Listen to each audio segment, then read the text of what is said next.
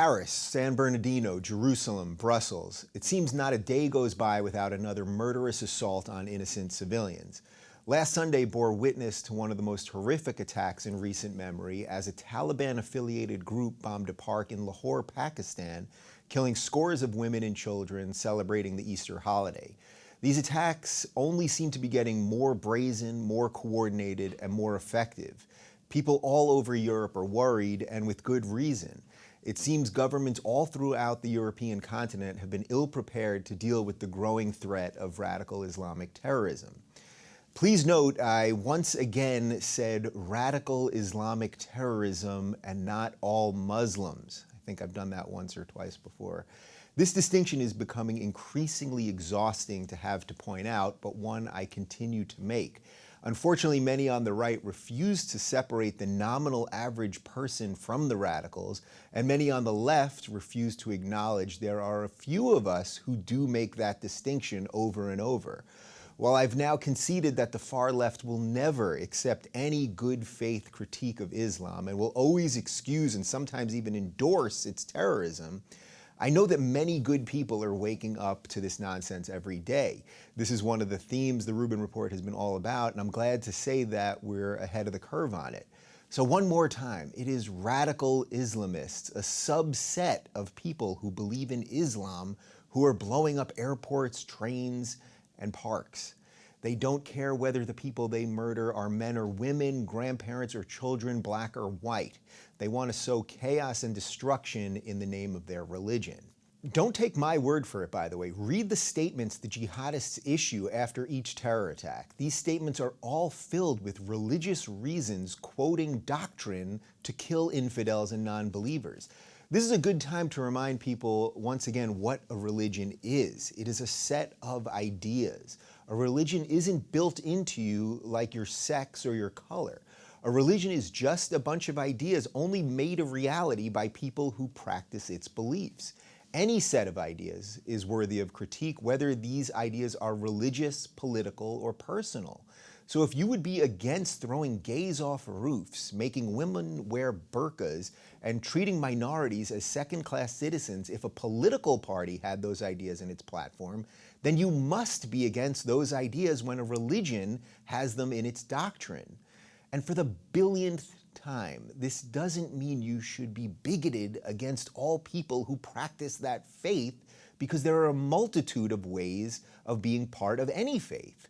What it does mean, however, is that at the very least, you must be against the ideas that you would be against if they came from anywhere else besides religion. Actually, you should be much braver than just being against bad ideas. You should emphatically stand for good ideas, or one day the violence you silently condone will be at your doorstep. This is why the regressive left is so dangerous. They've tricked decent people with good intentions into thinking that their legitimate fears about terrorism are somehow bigoted or racist. Not only is this pure nonsense, but it has also fueled the rise of the right-wing parties in Europe and Donald Trump here in America. The ideas of the regressive left have gone from wrong to malicious. Screaming about the Crusades every time there is a jihadist attack is pointless. Focusing on one random atheist who committed a mass shooting is irrelevant. These regressives are trying to guilt and confuse you into accepting their backwards thinking.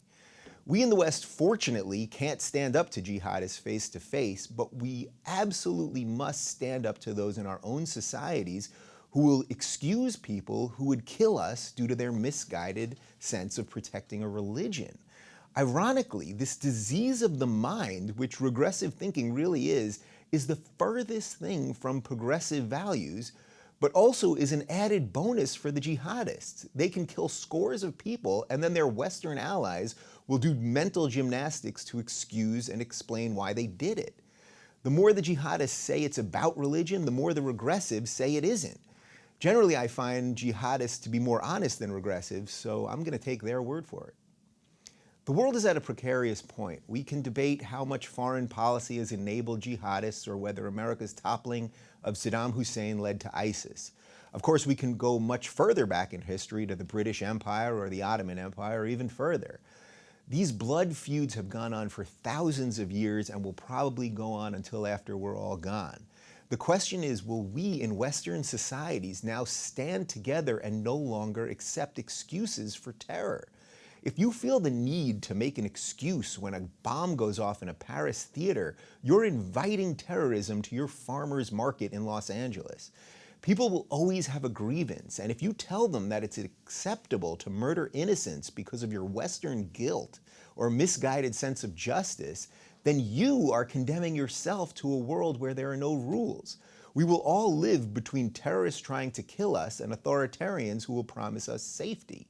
It's a false choice, but it's exactly where we are headed if good people won't stand up now. I'm not sure how many jihadists watch this show, but I'm pretty sure many good and decent people do. Start calling out this regressive thinking in your own world. Stop being cowed by false cries of racism or bigotry. Start beating their self-flagellation with the truth about why Western society is good.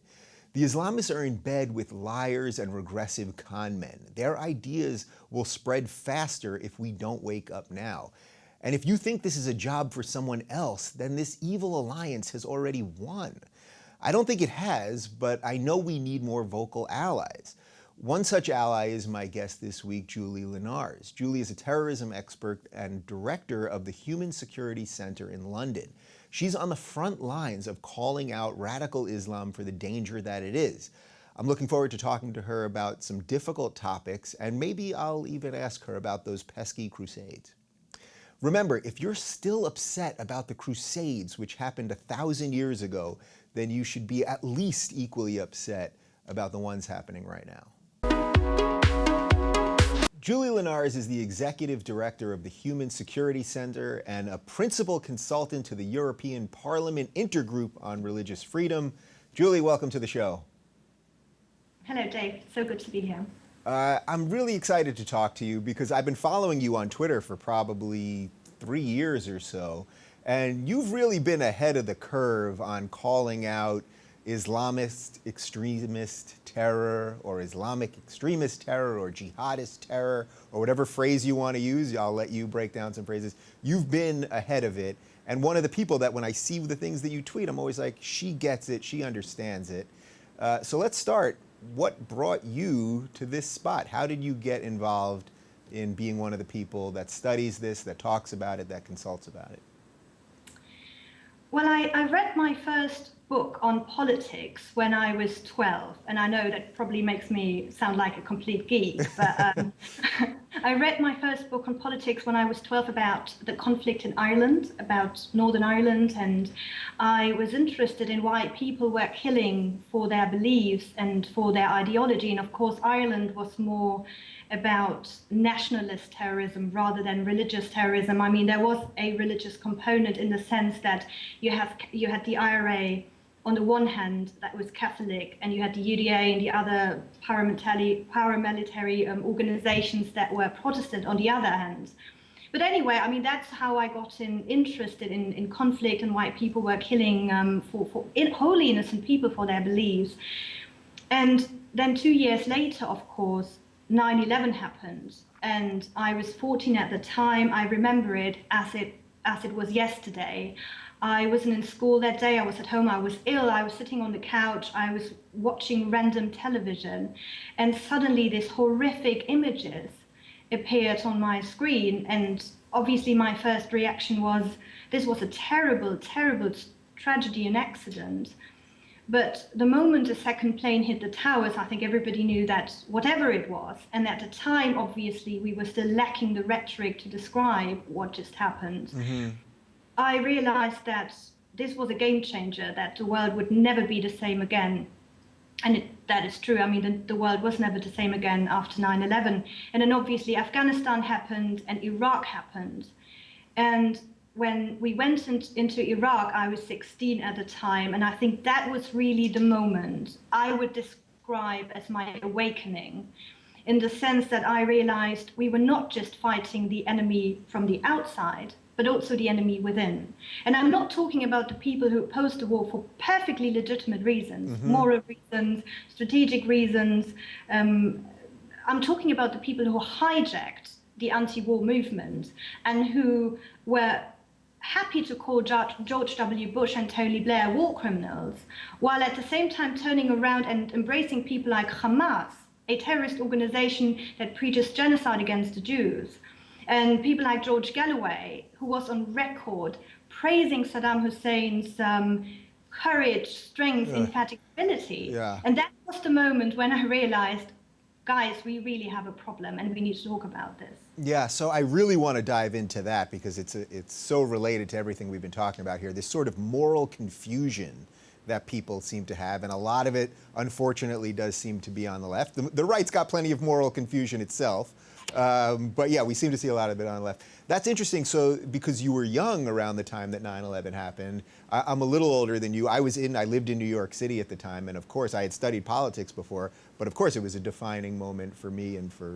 literally millions of people as well. So all that happens, and then when did you actually start working in this field and really sort of talking about this publicly and making that your life's work?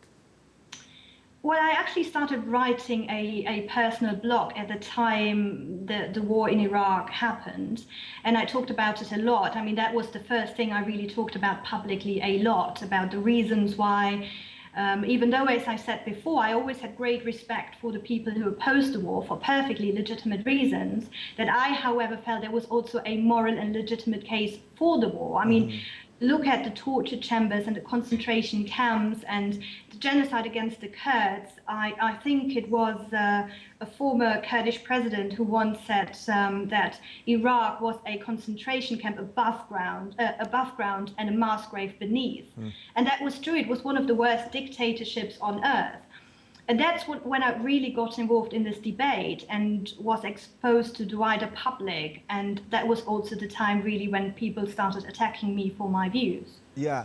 So when people talk to you about the Iraq war now, I mean, the meme in America is that, you know, had we not toppled George W. Bush, had George W. Bush not toppled Saddam, that ultimately, had we not gone into Iraq, that ISIS wouldn't be here, basically, is the idea of it. And, you know, as I've talked to some experts in this, a lot of people are saying, well, Saddam, as you just said, was doing some pretty horrific things. So despite knowing now that there weren't weapons of mass destruction, or at least that we never found them, do you still, in your mind, do you feel that what we did was still a moral case? And what you guys did as well, and obviously, you know, Tony Blair had something to do with it. Yes, I still believe after everything that it was right to topple this regime. And, you know, some of the things that people were saying, why we shouldn't intervene, like at least Saddam Hussein contains Iran, for me really never was a moral argument. You cannot contain one dictatorship with a theocratic regime and vice versa. And for the Kurds, it was a liberation. I mean, look at Kurdistan today, Iraqi Kurdistan, and they are a beacon of hope in the entire region.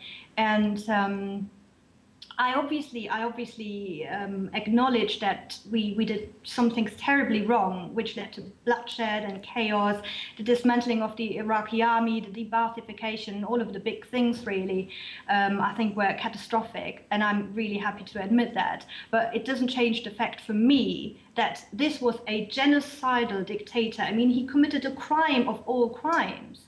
95% of Kurdish villages were exposed to chemical weapons during the Al-Anfal campaign.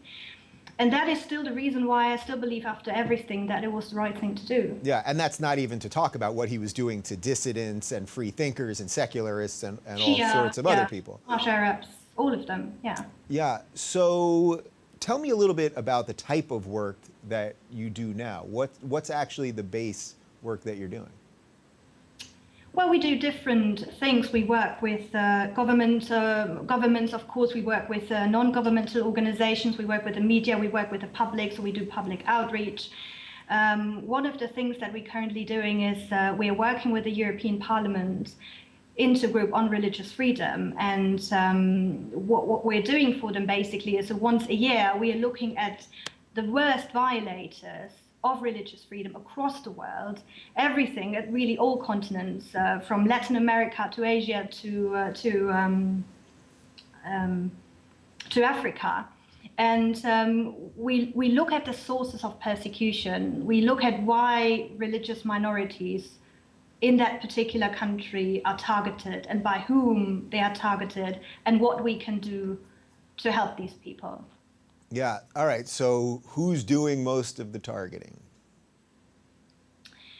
Well, first of all, it is a phenomenon that affects all countries across all continents, really, and it also affects all religions. Of course, you have, for instance, the brutal persecution of Muslims in Burma by Buddhist extremists, and you have the persecution of Muslims by Christian militia in the Central African Republic, or you have the persecution of Christians by Hindu nationalists in India. Mm-hmm. But the vast majority of religious persecution we see in the world today has some kind of relation to the religion of Islam, whether it's by a state actor or a non-state actor. Okay, so I had a feeling that's what you were going to say. So because we're the good guys in this case and we try to separate people from ideas, how do you guys, when you're studying this and you're learning about this, how do you separate what is done in the name of religion, in the name of doctrine, versus just the geopolitical realities on the ground? Well, I mean, we look, for instance, at the law of the country and the constitution of the country. And what you will find in many of these countries is that the constitution in itself already discriminates against minorities. So, for instance, the president of the country can only be Muslim. And that is, of course, not just something that is purely decided on religious grounds. It's also a strategic decision, right? I mean, they want to keep power to themselves. But then you also have completely irrational persecution of minorities who can't do any harm whatsoever to the state because they are tiny minorities and they are deprived of all their rights. And that is, of course, when it's no longer strategic and when it really comes down also to religious doctrine. And I'm talking, for instance, about the Ahmadiyya Muslims, the Baha'is, in Sunni Muslim states is often the Shia. Again, that is both related to religion and geopolitics, so often it's also a mixture of both, and it's very difficult to tell whether it is for political or religious reasons that people are being persecuted. But yeah, I mean, there definitely is a problem that we have with religious-inspired persecution of minorities in the Muslim world. Yeah, so I know you do a lot of work with and for the Kurds. We've been talking a bit about the Kurds here. It's an incredibly underreported story, especially in the States. Are they the best example of a persecuted minority? Because they're a minority in at least 4 countries. They never got their state when the whole thing was carved up. And they're basically treated incredibly poorly by Turkey, Iraq, Iran, and Syria. So are they really the best example for you when you're talking about this kind of stuff? Well, you know, I was joking a couple of weeks ago that I should get myself a T-shirt saying I supported the Kurds before it became fashionable, because now obviously, you know, a lot of people talk about them. And don't get me wrong, I'm really, really pleased that people are finally giving them the attention and exposure that these wonderful and open-minded and largely peaceful and brave people deserve.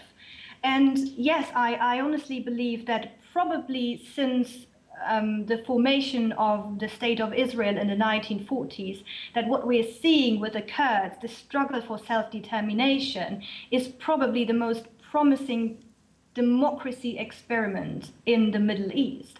Because look at what the Kurds are doing. I mean, the Iraqi Kurd, if you take Iraqi Kurdistan as an example, which is a semi-autonomous region in the north of the country, they have their own president and prime minister and parliament, and the Peshmerga, which is the army of the Kurdistan region. I mean, they have taken in hundreds of thousands of people from Syria, from Iraq, persecuted by the Islamic State, hunted by the Assad regime, including tens of thousands of Christians who otherwise would have been slaughtered or at least enslaved. They were able to celebrate Easter in safety and in peace. And it's not just that they are providing basic needs to these people, they are going a step further. They are actually trying to support the rights of these religious minorities. And last year, the Kurdistan region of Iraq did something that I feel is absolutely unique and historic. They decided to give to each of the minority communities, religious minority communities in Iraqi Kurdistan their own official representation. So they all have their own representatives now, and Wow. not just the ones, not just the Muslims and the Christians, no, also the Jews and the Bais and the Shabaks and the Ahmadiyya Muslims who are persecuted all across the Muslim world. And, you know, these are not just token appointments. These guys are really doing work. The first Jewish representative just comes back from a visit from Israel, where he met with lawmakers and was trying to really find ways to build bridges between Israel and Kurdistan. And this is absolutely unique in that region. And it's fascinating if you think about the fact that just miles away from Erbil, where the Kurdish parliament sits, Yeah. the Islamic State is in place, and that is, of course, the most fundamental manifestation of radical Islam. Yeah, you know, a few weeks ago, I had Bayan Sami Abdul Rahman, who's the KRG rep to the United States, and we were talking about that border and how close everything is, and it's really crazy because basically the Kurds, the Peshmerga, they're fighting the ISIS on one side, and then they're also fighting Turkey on the other side, and Turkey is a NATO ally. Can you explain a little bit of the complexity there? Because it's really complex because there are also Kurds in Turkey, and they have a political party, and they're trying to negotiate with Turkey. It doesn't sound like it's going that well. Well, you have to make a distinction between the Kurds in Iraq and the Kurds in Syria and the Turks in the Kurds in Turkey and the Kurds in Iran, because they all have different goals, and they all have different relationships with Turkey as well. The relationship between the Kurdistan region of Iraq with Turkey is actually not that bad. Mm-hmm. It's the problem with the PKK in Turkey that is for many years now entrapped in a brutal conflict with the Turkish state. And of course, the PKK is allied to the GPJ in Syria, which now controls almost the entire border with Turkey. And Turkey is bombing the Kurds, the same people we are working with, the US is working with, to fight the Islamic State. So what we are actually seeing is that the US-led coalition is at war with itself. Yeah, so what is that then? Because it seems like this is now an open secret that this is happening. The Kurds are fighting ISIS on the ground. They're basically the only fighting force on the ground fighting ISIS, and Turkey is bombing them, and we are a NATO ally with Turkey. So how is this secret being allowed? It's out, and we're not doing anything about it. What Europe needs the cooperation of the Turkish state because of the refugee crisis. Right, Turkey in many ways is the gateway from Syria to Europe, and they need Erdogan to play along. And that is one of the reasons why so many governments in Europe are hesitant to criticize the Turkish government for the way they are treating the Kurds, both in their own country and also in Syria. Yeah, so Turkey basically is having their cake and eating it too, in that they're letting the fighters in through Europe, right? They come from Europe, they go through Turkey, they go in, and then Turkey is then bombing the Kurds because they're not thrilled with the Kurds, so it's good for them. And then we have to play ball with them because they're also the buffer zone. So it really, that's like one of those cases where you can really see how complex this stuff is. Yeah, I mean, basically what you can say is that Turkey is more afraid of a Kurdish state than it is of the Islamic State. And that's exactly, I mean, if you look at their policy and the way they react in the region, I think that's crystal clear, and we can't really deny that. And I personally agree with you that it's absolutely shameful that a NATO partner is bombing the organization, the group of people that is most efficient in fighting the Islamic State. Now, I'm not condemning by any means the terrorist attacks that we've seen inside Turkey by the PKK. Right. No terrorism is ever justified against anyone. I reject that when the Islamic State is doing that. I reject that when the IRA was doing that in Northern Ireland. I reject that when the PKK is doing that in Turkey.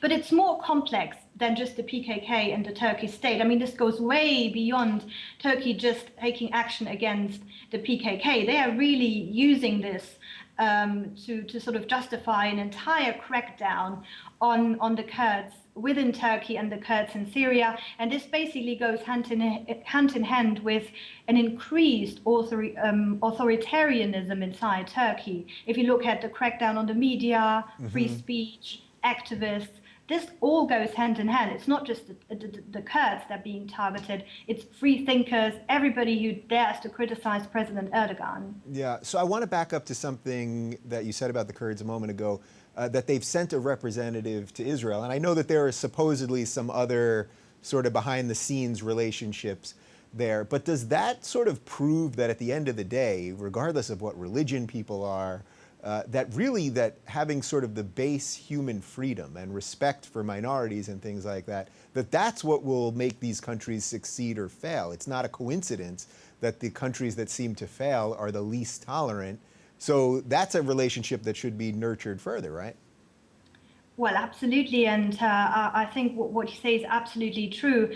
The Kurds are the best example because let's not forget, they are Muslims. The vast majority of Kurds are Muslims, and yet they practice an Islam that is inclusive and respectful to other people.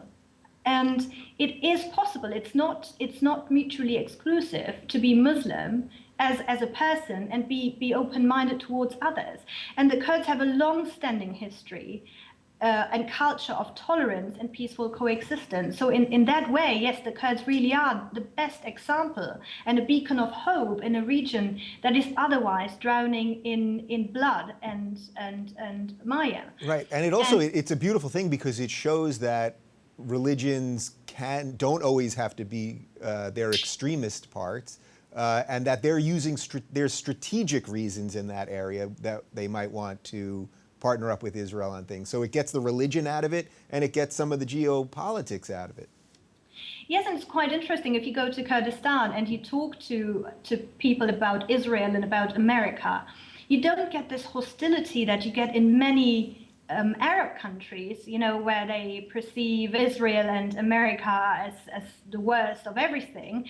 And now you get a very different attitude in Kurdistan, where they are looking at Israel and looking at America, and they're looking at our science and technology. Leave aside politics for a moment. Look at everything else. Yeah. The pluralism that we have, the freedoms that we have, freedom of speech. Everybody, has the right to do whatever they say and want. They admire that. They inspire to be like us, not in the sense that they are giving up their own culture, but having an open-minded view of the world that is compatible with the 21st century.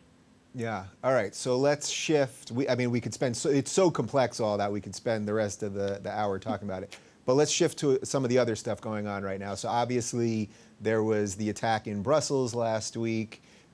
Just a few days ago, there was the attack in Pakistan. It seems to me that these things are starting to become more frequent, and there's just a feeling that now, I saw something this week that they're saying that there's probably 400 ISIS operatives in Europe ready to partake in whatever the next event is going to be. So can you just break down Brussels a little bit? Because I know for weeks before, people were saying this was about to happen. So they obviously had good intelligence, and it still happened. And I think that's what the really scary part is. Yes, obviously what happened in Brussels is absolutely horrific, but it was not, to me at least, it was not a surprise. It was coming, we knew that. And you were just saying that obviously we had good intelligence. Well, you have to distinguish there, but because obviously the Belgian authorities didn't have the intelligence that they were supposed to be having, and that is a problem that people like myself have raised for quite a long time now, that the very weak nature of the Belgian state, it's sometimes even problematic to speak of Belgium as a state because it's so torn apart internally. And the state of the Belgian secret services and intelligence services, they are ill-equipped, they are massively undersized, and they simply don't have the resources to monitor all the people that they are actually supposed to be monitoring. Because let's not forget that Belgium has the highest percentage per capita of foreign fighters with the Islamic State in the entire European Union.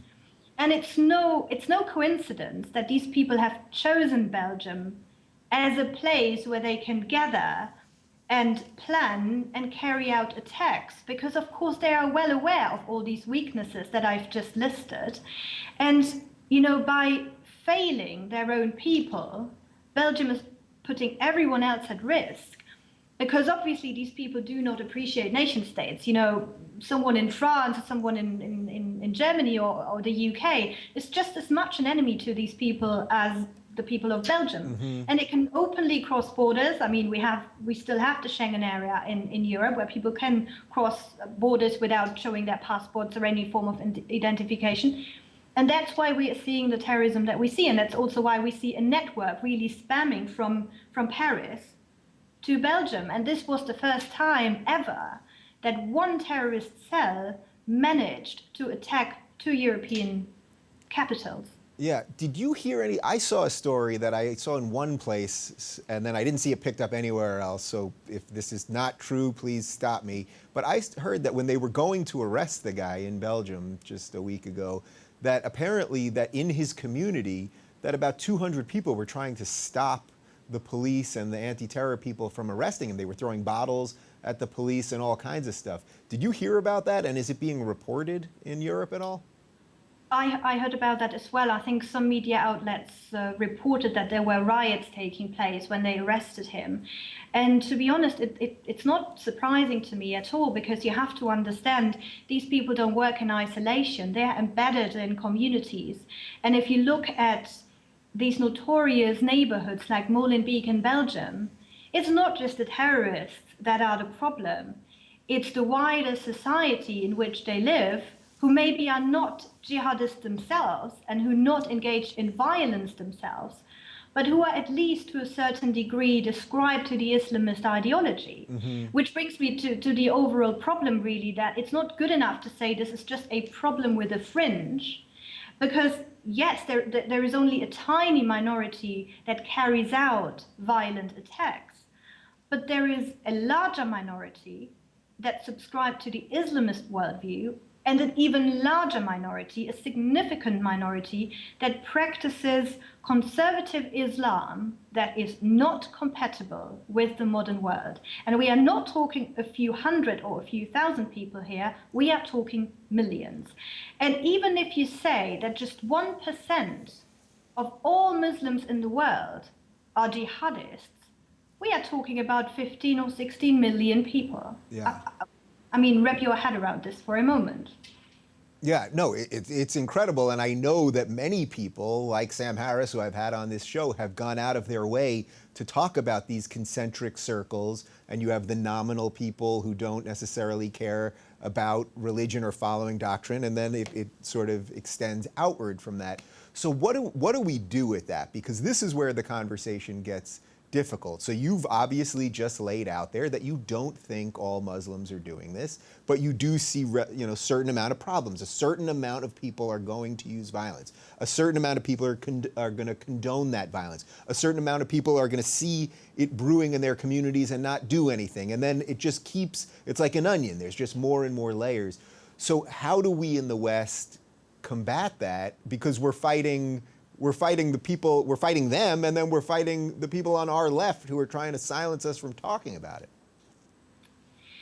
Well, I think one good example is your show, really, because you equip people with the rhetoric to engage in just daily life in these debates as well, and to make the distinction between the religion of Islam, which is a set of beliefs, and Islamism, which is an ideology which partly derives from a particular interpretation of the religion, and jihadism, which then is sort of the violent extension of Islamism. So I think that's, first of all, a distinction that's very important to make, because it also makes it easier for people like ourselves to reject, charges of racism and bigotry and Islamophobia. Yeah. Don't you get exhausted by making the distinction, though, because it almost doesn't win you any friends on the left?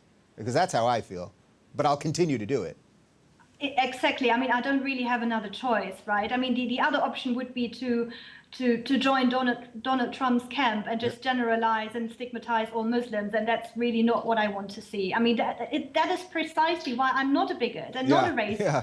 Because I don't want to engage in these generalizations and sweeping statements and brushing everyone over the same I don't want to do that. And that is why I keep explaining to people there is a difference between a religion, and Islam is a religion like any other religion. It is a set of beliefs, and we should have the right to criticize particular beliefs within the faith if they are harmful and incompatible with our modern way of life. And I sometimes call Islam the virgin amongst faiths, because you are not allowed to touch it. Yeah. You are not allowed to touch the virgin. They are happy to discuss with you gender inequality when it comes to Orthodox Judaism. Right. And they are quite happy to discuss with you bigoted views on the fundamentalist Christian right about abortion and women and gays. Don't forget about the Crusades. Don't forget about the Crusades. They love the Crusades.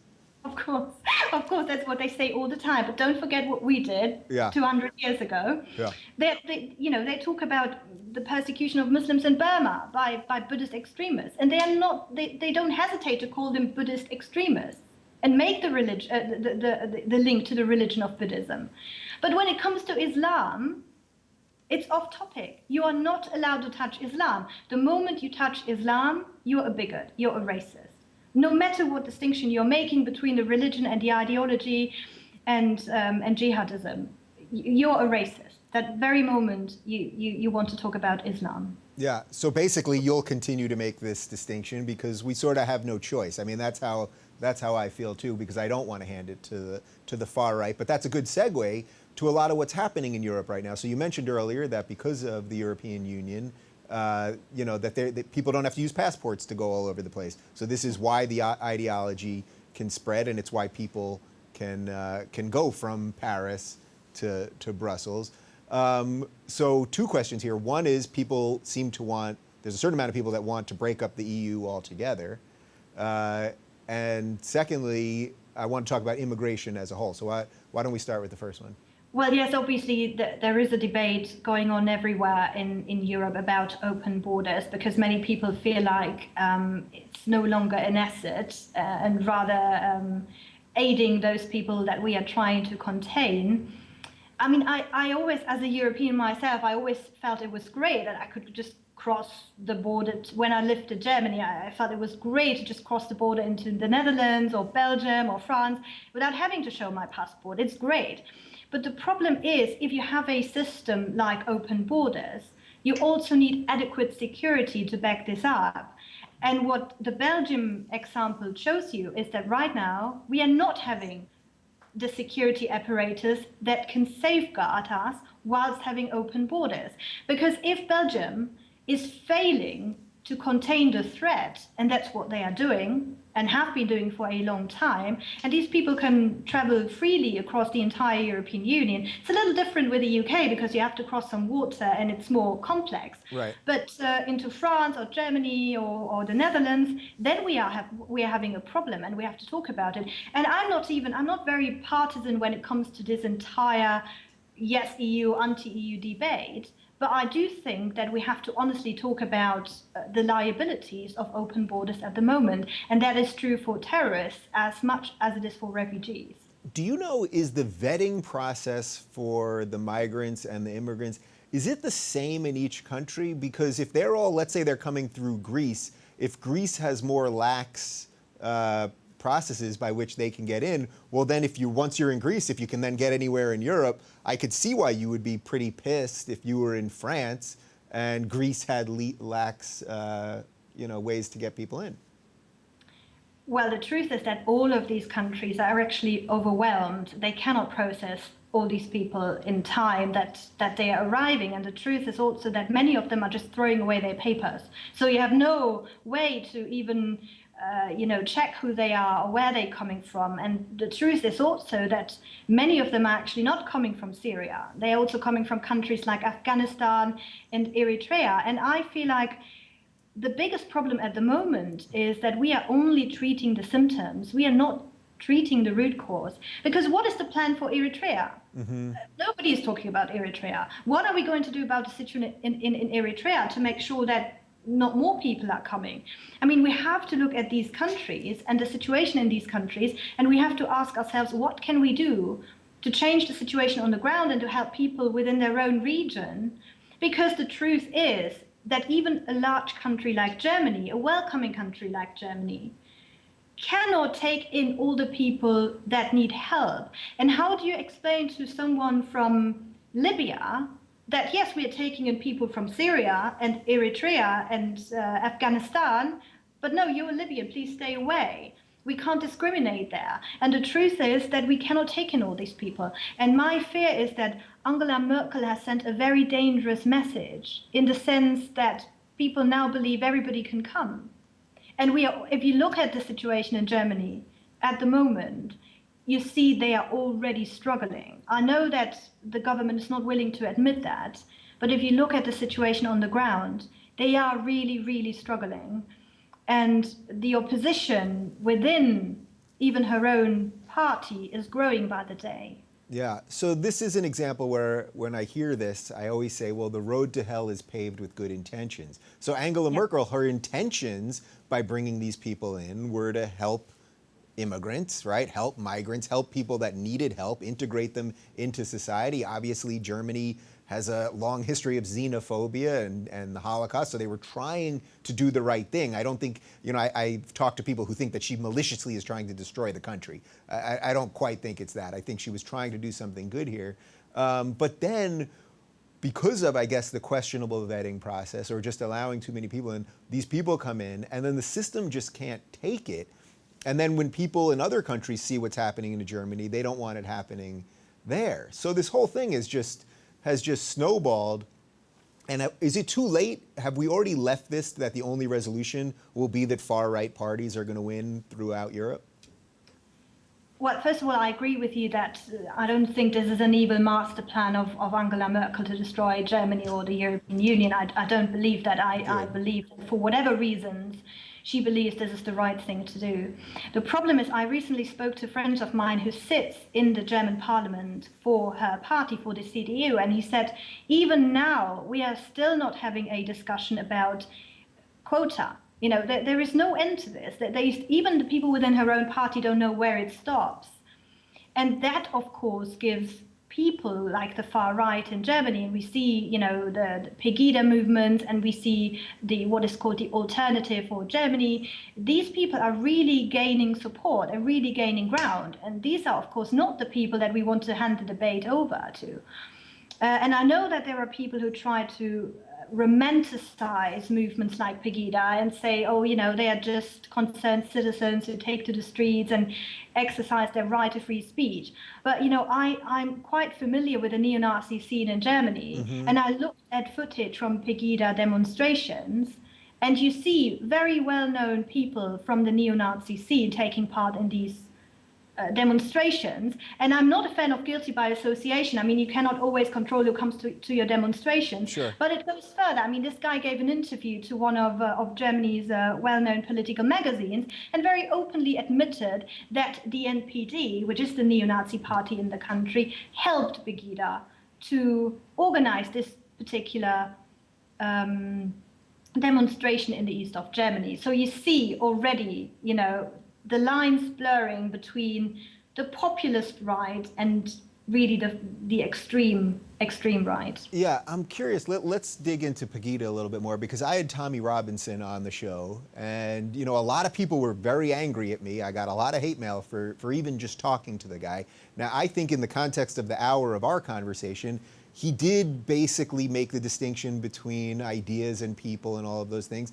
And after the interview, which I thought was pretty fruitful, people did send me tweets that he sent out years before where he was talking about all Muslims, and there clearly was an element of bigotry to it. I can't vet my guests' tweets from 5 years ago, unfortunately. But what do you make of someone like him that I think, from what I can tell, he's trying to make the distinction. And I know he's left organizations when it's gone too far right, or when they were bigoted against black people. I guess that just shows the complexity of this, that these organizations, they have all kinds of people in them. Yeah, I mean, Tommy Robinson is a very tricky example, and I don't want to dive too much into this because, to be fair, I'm not familiar with everything that he's doing at the moment. Yeah. I mean, what I know is, because we work with Quilliam as well, and I know Majid Nawaz, that he was really trying to get him away from the EDL and always making an attempt to engage with him and explain to him the difference between, the religion of Islam, which is a set of beliefs, and Islam as an ideology, and Muslims as people, and Islam as a system of beliefs. And I think to some extent, if you're listening to what he's saying now, he has definitely made some progress, but yeah. I don't want to sort of approve of everything that he says, because I still believe that some of the views that he holds are problematic, to say the least. And for instance, his involvement in the Pegida movement, that is something that I do not approve of, and I do not believe that Pegida is a legitimate political. Well, it legitimate in the sense that these people have the right to speak their minds, but not legitimate in the sense that I would ever support their views. Sure, and that's why I wanted to have him on the show, because I can't figure out what someone thinks unless I talk to them. Yeah. And maybe he secretly was harboring ideas that he didn't allow me to hear, but I think we got a little closer to the truth maybe by talking to him. I'm curious, you brought up Maajid, and Maajid has been on the show and we've become friendly. Do you think his job here is the hardest? Do you think it's much harder than what I'm doing or what you're doing or what Tommy's doing? Because he's trying to reform the religion from the inside, and I see the most hate and the worst things that people on the left, white people on the left in America, say about Maajid, a brown Muslim man from Egypt. So he's getting it the worst from everybody, I think. Is his job the toughest? Yeah, I mean, I don't envy him by any means. I mean, I get a lot of hate mail and all of that, but that is nothing compared to what he goes through. And if you look at some of the things that people say to him, you and I would never get away with saying something similar to a brown man. I mean, we would rightly called a racist and a bigot and an Islamophobe.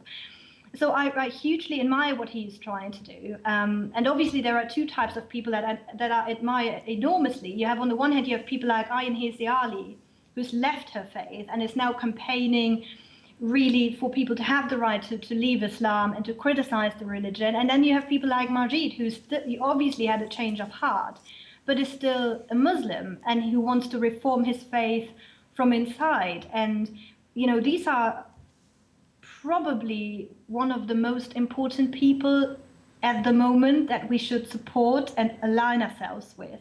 Because let's be under no illusion whatsoever, we cannot win this fight without the support and the friendship with people from inside the community. We need Muslim leaders, we need Muslims themselves within their communities to speak up for a form of Islam that is compatible with the modern world. And we see similar things happening in Jordan and Egypt, where President Sisi and King Abdullah are now finally, finding the words to address some of these problems. And that is hugely important. Whatever else you maybe think about what President Sisi is doing to journalists and to human rights activists, and I certainly don't approve of that, but I think he plays an important role in fighting Islamist extremism. Yeah, so that goes to the precarious position that people that really care for human rights are put in. So Sisi is doing terrible things for human rights and minorities, and he's basically a military leader that took power by a coup after they had the actual democratic elections that sort of ended up going the wrong way. But we have to play ball with him because at least Egypt is a stable country. So if you care about human rights, it's like you have to play ball with these strongmen, and then at the same time the strongmen do terrible things. It almost sounds like a repeat of Saddam Hussein, not to say he's doing the types of violence to his own people that Saddam was doing, but is that just the best we're ever going to get out of this part of the world? Well, it's always a mixture of optimism and realism. In the Middle East, there are no pretty solutions to anything. I mean, even if you look at the Kurds, who I greatly support, there are still problems within Kurdish societies that need to be addressed. So you do not find a perfect regime or country in the Middle East, not even Israel. I mean, I'm a huge supporter of Israel. I'm a self-declared proud Zionist. Yeah. I love the Jews. I love the state of Israel. I think it's a beautiful country and a democratic country. But Israel is not perfect, and I disagree with Israel on certain things. Now, obviously, Egypt is a much more extreme example, but I think people have the intellectual capacity to make a difference and say, I completely disagree with his human rights record, but I do acknowledge that he is trying to, trigger a debate about Islam in the Muslim world that we really, really need. And what the only option that we then really have is to say, like, we cooperate with him on that, but we don't stop criticizing him when he arrests journalists or human rights activists or anyone else. Yeah. What do you make of the West's fascination, or the left's fascination, I should say, not the it's everyone's fascination. Everyone's fascination with Israel. I mean, this is a piece of land that's the size of New Jersey. It has one international airport. You can drive east and west of it, the border to border, in a couple hours, I think like 4 hours, north and south in like 6 or 8 hours. I mean, it's an absurdly tiny piece of land that gets all the media play, that people are obsessed with. I feel similarly to how you just described it. And of course it's not perfect. And they're in a very precarious place. It's hard when you have a tiny little border. And the Middle East is a mess, and sometimes people die. But what do you make of just the fascination and the United Nations' endless assault on the one tiny little democracy there? Yeah, it's absolutely bizarre. And I know I'm going to get 100 hate mails just calling Israel a democracy and not an apartheid state that engages in the genocide of the Palestinian people, which, by the way, would be the only genocide ever to take place in history where the victim population increases, right? Right. So just to be can you just really lay that out? I mean, the population of Gaza since 1967 is sometimes something like 4 times bigger, or even 8 times bigger, I think, than it was back then. So this is not, it's the reverse of a genocide. Not to say everything's perfect, but it is certainly not a genocide. Turned upside down. Yeah. It's the only genocide in history where the victim population the alleged victim population has increased. Yeah. That goes for both Gaza and the West Bank. And if you look at the standard of living and something like healthcare and life expectancy, this has all improved over the years. Mm-hmm. Now, I'm not saying that the Palestinians are not suffering and that, Israel is always right in the way that it deals with the problem, not at all. But to say that Israel is engaging in a genocide, I mean, the word genocide is a very, very serious allegation. It is the crime of all crimes. That is just absolutely bizarre. And frankly, it relativizes the concept of genocide. Mm-hmm. And it relativizes the crimes of people that have actually committed a genocide. And the most bizarre thing about it all is that the people who accuse Israel of engaging in genocide are very often aligned with Hamas, which is actually preaching a genocide against the Jewish people. That is the irony, the absurdity about it all. Right, so that's what I've tried to explain to people many times, because people will say that somehow on this issue, I'm this right-wing maniac. I'm for 2 states, but you have to have 2 actors that are willing to have 2 states. If Hamas is only willing to have 1 state, look, Israel left Gaza. There's not one Jew in Gaza, right? Hitler would love the place. There's actually a store called Hitler. It's a clothing store in Gaza. So it's like, what do you want them to do? That's why it seems that's one of the ones where religion is so tied to it, because in my opinion, they just don't want Jews there. No, you're absolutely right. I mean, if you not just listening to what Hamas is saying, but also to what President Abbas is saying. I mean, if Bibi Netanyahu was saying the same things about Arabs and Palestinians that the Palestinian Authority is saying about Jews, not just Israelis, Jews in general, mm-hmm. I mean, the entire world would probably go up in flames. It's completely ridiculous. And what is also completely ridiculous is this bizarre interdependence theory that people somehow believe that if only we were to solve this problem in this tiny strip of land, that all the ills of the Arab Muslim world would disappear into thin air. I mean, how is what we are seeing in Syria related to the problem in Palestine? Right. There is no relation. There is no relation, and this unhealthy obsession with Israel is just, I can't wrap my head around it. Because again, I'm not saying that Israel is perfect, and I consider myself a critical friend of Israel that reserves the right to criticize Israel where Israel is wrong. Sure. But if I look around in the region and I see what's happening in Syria and what the Saudis are doing to women in their own country, why are we having apartheid weeks at our universities for Israel and never for Saudi Arabia? Why are we having mass demonstrations on European streets for the Palestinians in Gaza and the West Bank, who are suffering, of course? But that's nothing compared to what Bashar al-Assad is doing to them in Syria, starving them to death, actually really engaging in mass slaughter of Palestinians. No, you don't hear these people talking about it because it's not really about Israel. Right. I mean, it's not really, or it's not really about the Palestinians. Really, these people are not really pro-Palestinians. What they really are is anti-Israel. Right. So that's the fascinating part. I mean, there was the Yarmouk refugee camp in Syria, Yes. which means there should be no refugee camps in any of these Arab countries for Palestinians, but they've kept Palestinians in refugee camps. They don't even let them become citizens. Assad killed about 2,000 of them within the last 2 years. Nobody seems to care. So is part of that people just don't care about history? So for example, they'll say, well, go back to 1967, but it's not as if there was peace before 1967. And also, I'm pretty sure that the West Bank was part of Jordan and that Gaza was part of Egypt. So it's not as if the Palestinians had a state then. So it's like people love narrative over fact. And I'm seeing this bleed into almost everything these days. Yes, and it's also, I mean, they call it Zionist and Zionism today, what they are attacking, but what they really very often mean is Jews. You know, Zionism's just become a clean word, a word to describe Jews. Yeah. So it actually still has a lot to do with anti-Semitism, which never really went away. You know, it took different forms and different ways of describing it. But it really comes down in many cases to the fact that people just don't want Jews there. Yeah. Now you realize people are going to say you're a paid Mossad agent and I'm a paid Mossad agent and we're working together on this. You know, I'm really angry now that you blew my cover. I was trying so hard. You thought you were being slick, but they don't pay me enough to really keep it a secret. That's the thing, you know. Well, I get a call after the show, you know, and I have to explain myself.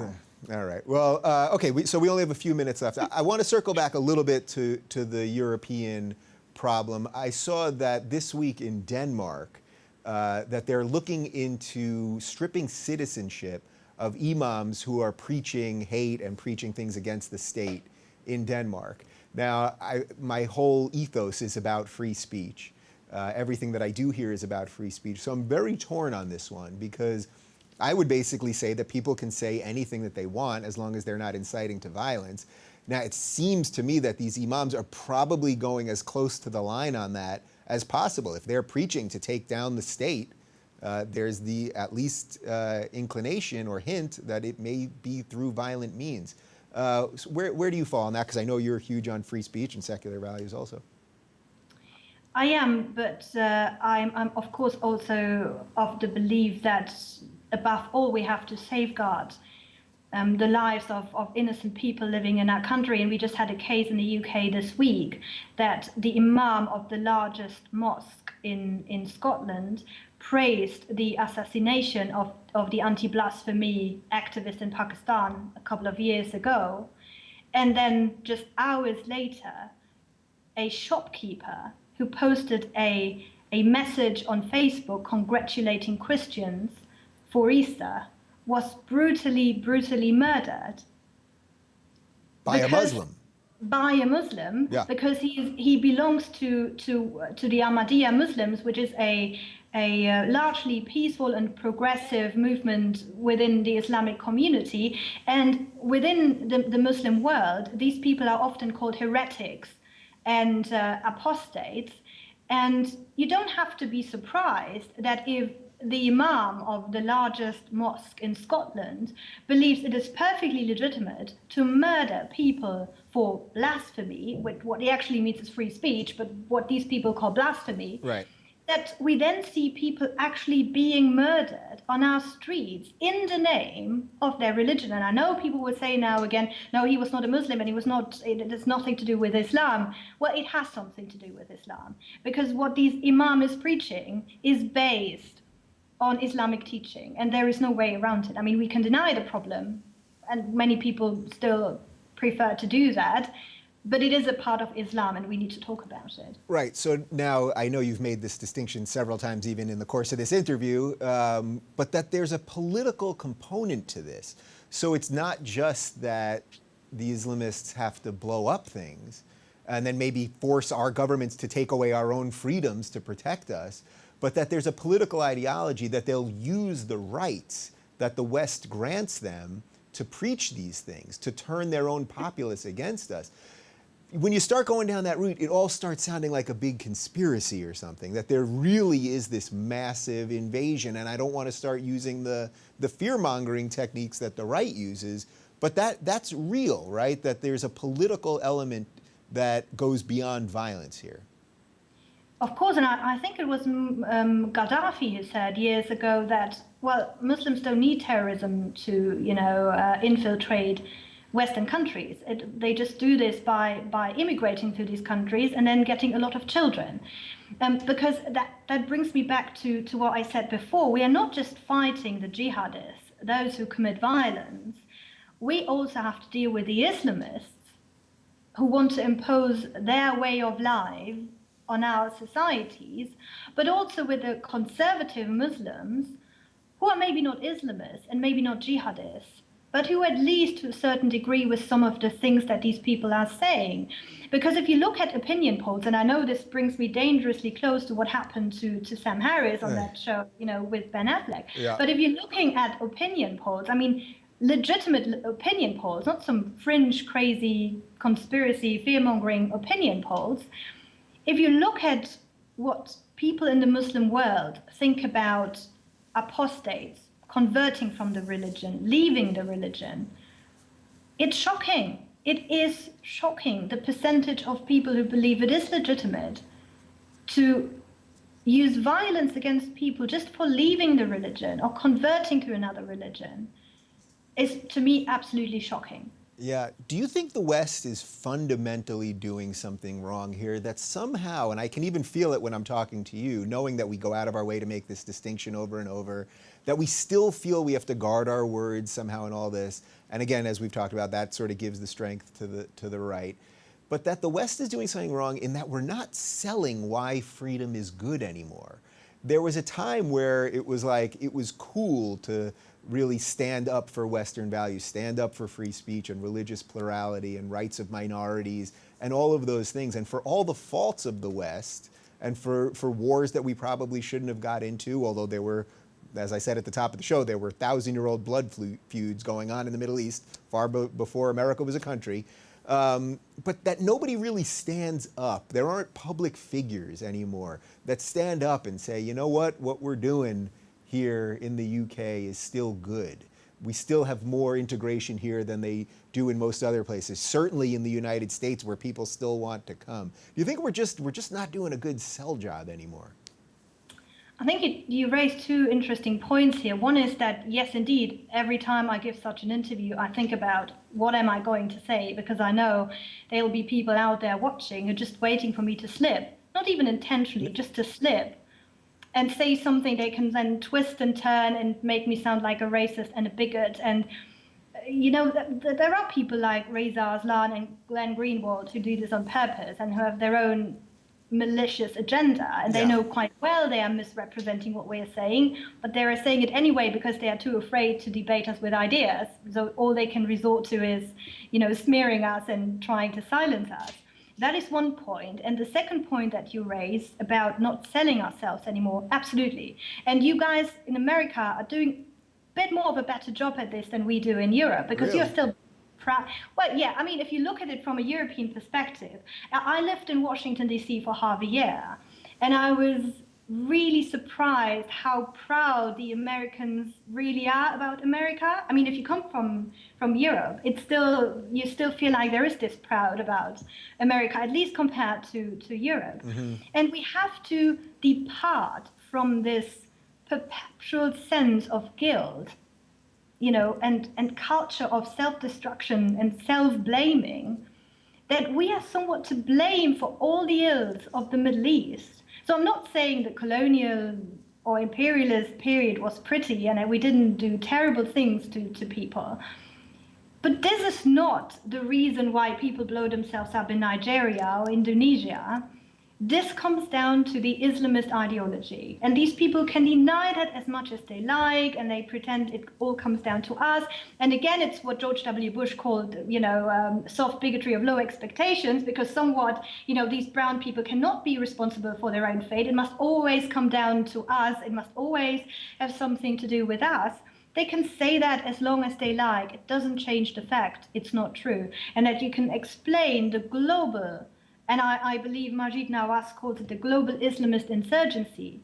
You can only explain that at its roots with the ideology of Islamism and not with Western foreign policy. Yeah, it's so funny. So many of my guests have mentioned the phrase, the soft bigotry of low expectations. And many times on the show, I kept quoting, I thought it was Bill Maher that had coined the phrase, so I felt good about it. Then I learned it was George W. Bush. It was one of his speechwriters. I've been saying it less, but maybe that's the phrase that George W. Bush gave us that we don't have to be upset about.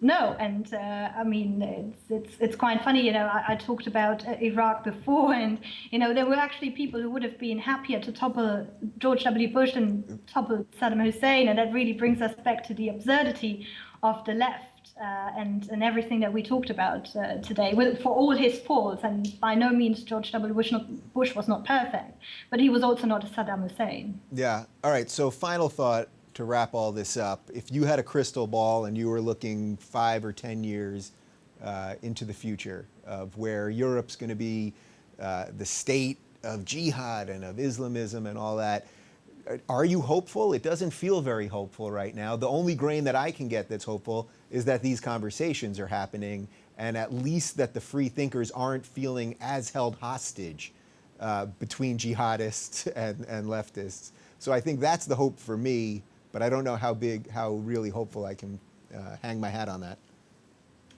Well, I am by nature an optimist. I couldn't do the job if I were not an optimist. And I do think there is reason for hope, because if I look at the emails that I receive, the tweets that I receive, the private messages that I receive, the feedback that I receive when I talk to people are waking up in our own countries. I mean, yeah. I have many people who come to me and say, like, oh, you're actually saying what I would like to say. But either they're too afraid to say it because they'll be called a racist, or they don't have the rhetoric to really bring across their views, which is why shows like yours are so important. But also people in the Muslim world. I mean, the Muslim women that we work with, who really no longer want to live under oppression, who don't want to be treated as second-class citizens, who have the right to education and to opportunity in life. The free thinkers, the poets, the journalists, the activists, minorities like homosexual, converts, atheists. These are the most important people in the Muslim world at the moment, and who deserve all the respect and support that we can give them. And I think if we can forge a genuine alliance between those in the Muslim world who want to see change and want to make Islam compatible with the modern world, and us who are not afraid to speak out about the problems of the religion and about the ideology, because the irony is that by denying all of this, you are actually aiding the extremists, because you're taking away the justification for those who want to bring about change. Why they want to bring about change? If you don't name the problem, if you take away the problem, what are these people going to do? So that's something we need to realize. Yeah, at the top of the show, I said, as you've said, that a religion is just a set of ideas. And if there was a political ideology, a political party, let's say that it was an offshoot of the Republicans here in the United States, and it said we're going to throw gays off roofs, and we're going to put women in burqas, and we're going to oppress minorities, well, then the progressives would be going bonkers, and they'd be calling them the racists. Instead, well, I think you know where I'm going with this. Well, Julie, it was really a pleasure talking to you. It was my pleasure. Thank you so much for having me on the show. Yeah, thank you. And you guys can find out more about Julie and the work she does. Follow her on Twitter. It's Ms. Julie Lenarz, and check out her work at hscenter.org. It's center spelled the British way. Catch new episodes of the Rubin Report each week on Aura.tv, YouTube, and now featured on the Aura TV app on your Roku player.